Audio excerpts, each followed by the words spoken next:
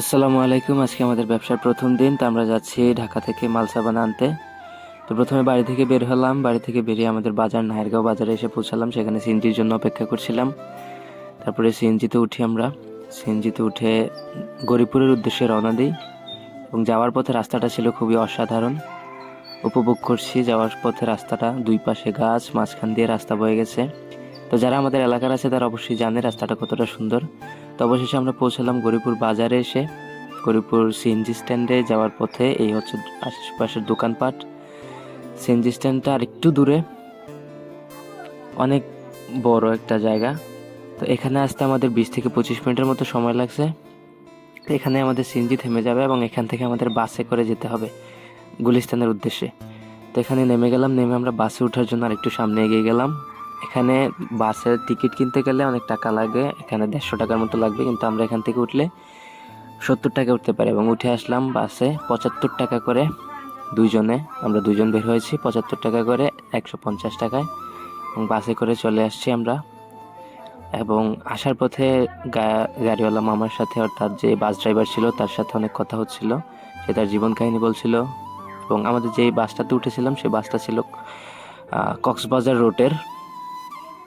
এবং এখন আমরা আছি দাউদকান্দি ব্রিজে। দাউদকান্দি ব্রিজের চারপাশটা খুবই সুন্দর দেখতে। এই ব্রিজটা আমরা দেখতে অনেক সুন্দর লাগছিল এবং এই ব্রিজটার আশেপাশের প্রকৃতি আমরা উপভোগ করছিলাম। তারপর ব্রিজটার সামনে এসে যখন এই জায়গাটায় আসলাম, জায়গাটা আমার খুব ভালো লাগছিল এবং দেখে মনে হচ্ছিল যে 10 লেন করার পর জায়গাটা কি, গাছগুলো কি কেটে ফেলা হবে কিনা।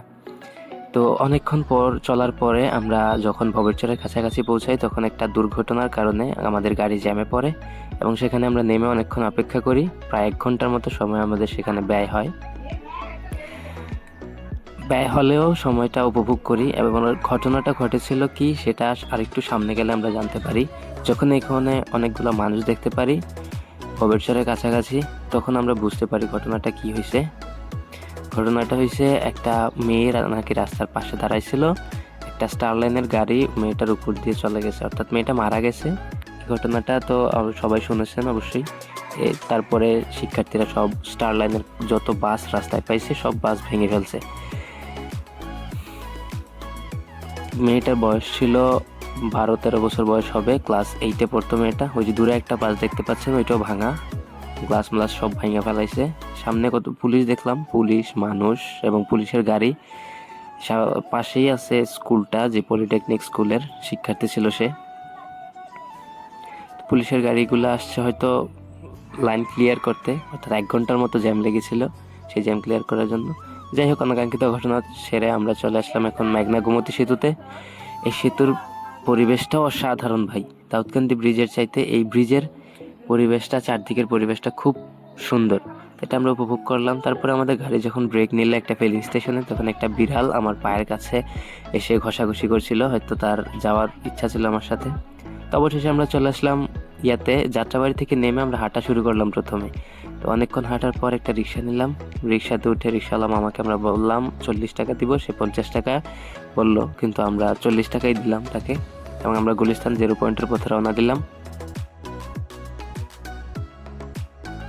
তো একটা সমস্যার কারণে বাকি ভিডিওটা করতে পারিনি।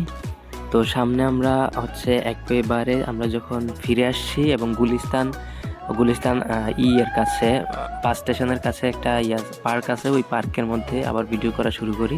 তো আমি আর আমার কাকাতো ভাই 20 টাকার টিকিট কেটে পার্কে প্রবেশ করি কিছুক্ষণ রেস্ট নেওয়ার জন্য। তো এখানে আমরা 20 থেকে 25 মিনিটের মতো সময় কাটাই দুইজনে, অনেক দুষ্টামি করি, ছবি তুলি।